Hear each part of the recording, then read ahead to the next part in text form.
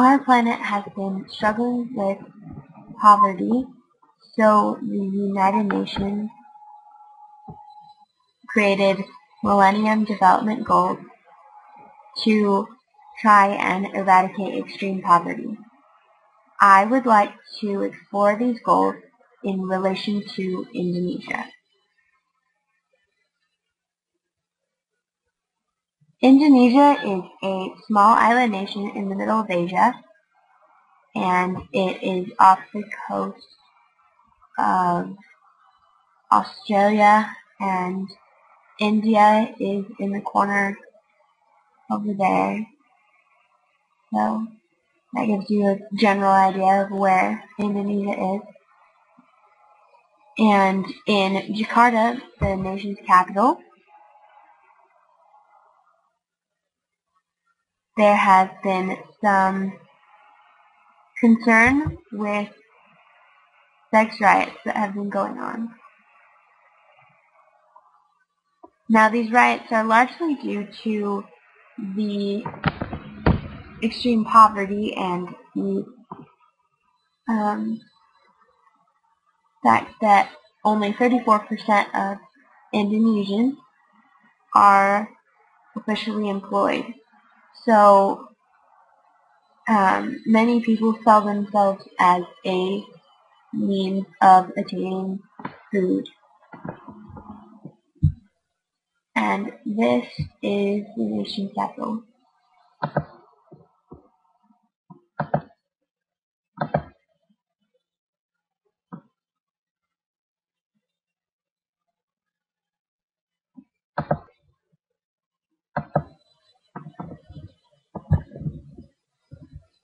So, with this comes maternity help.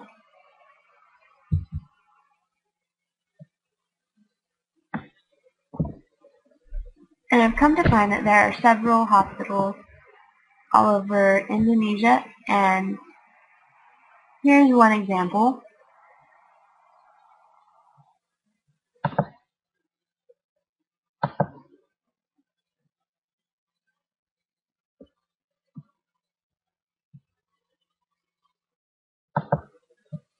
It is reported that 93 births for every 1,000 women between ages 15 and 18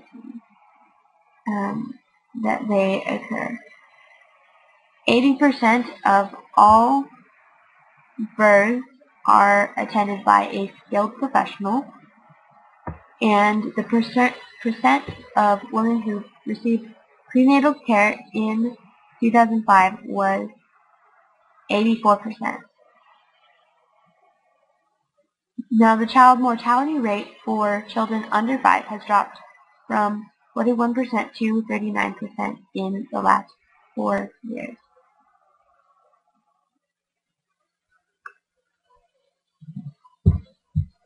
Now, disease has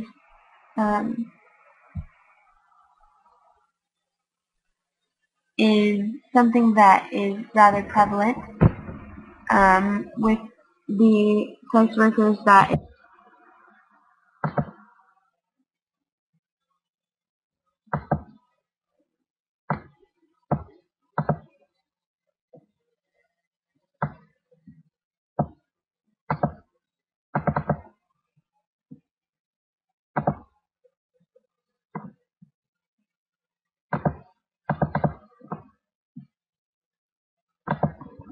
is a huge problem, although not very delved into due to the fact that the government doesn't really want to know about it.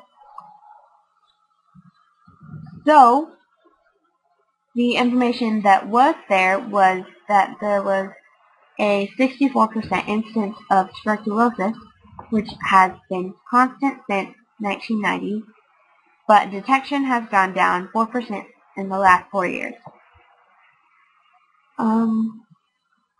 With all of this, doctors and such comes education.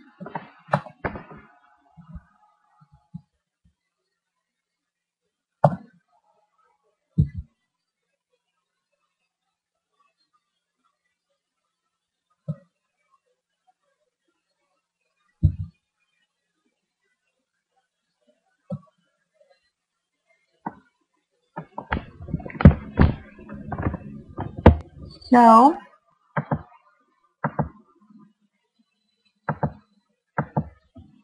it is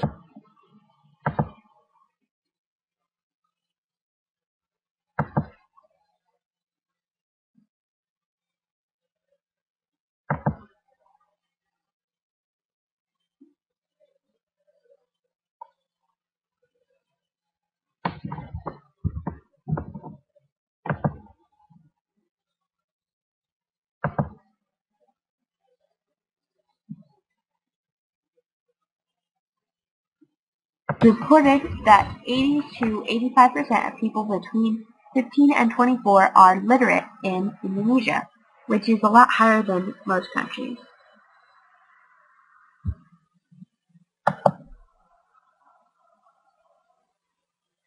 To do with global partnership, the Indonesian people have increased from 6% to 64%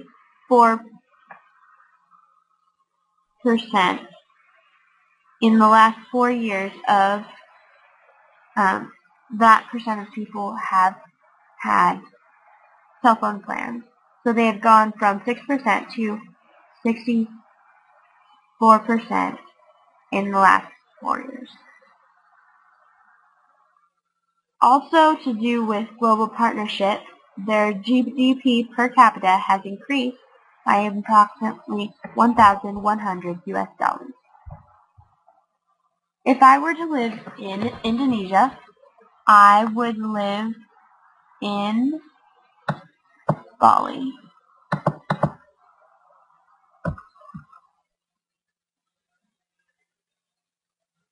Bali is a beautiful island, and due to its coral reefs, it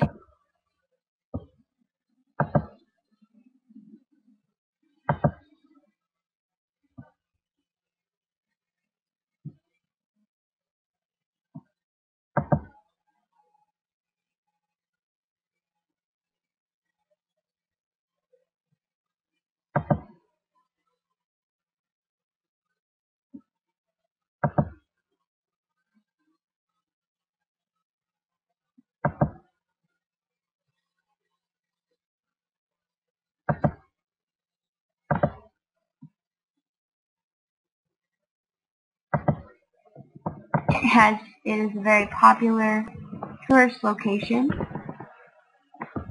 for scuba divers.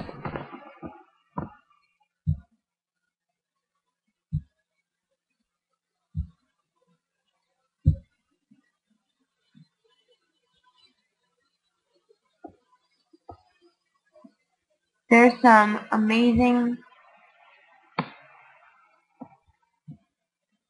fish and amazing corals and vibrant colors that you won't see anywhere else.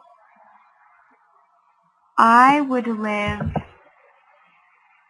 in an apartment that would look a lot like this. And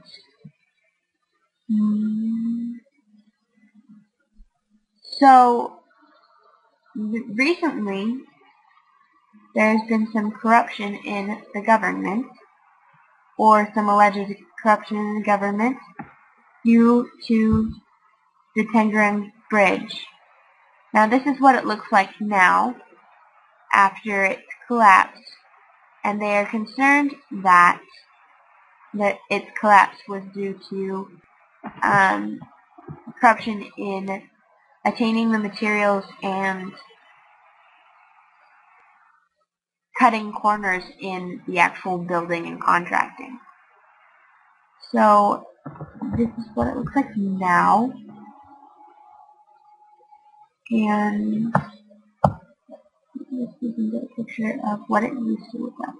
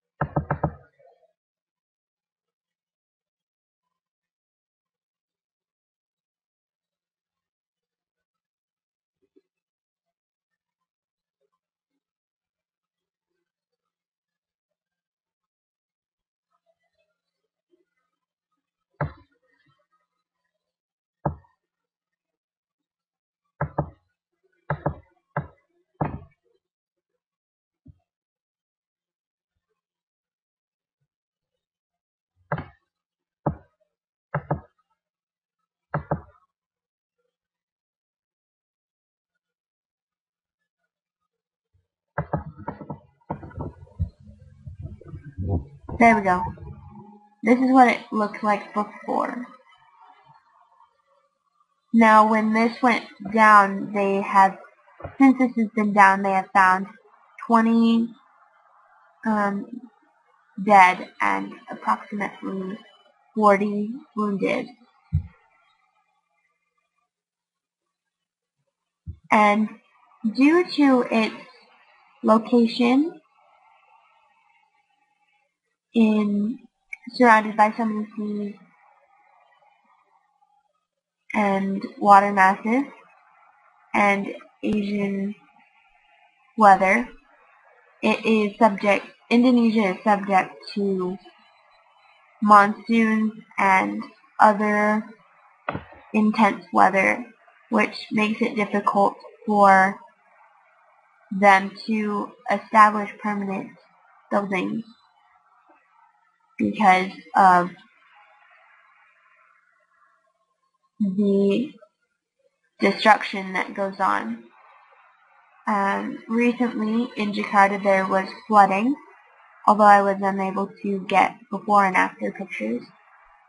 That destroyed many buildings, and this was problematic because there was flooding in other locations, and Jakarta was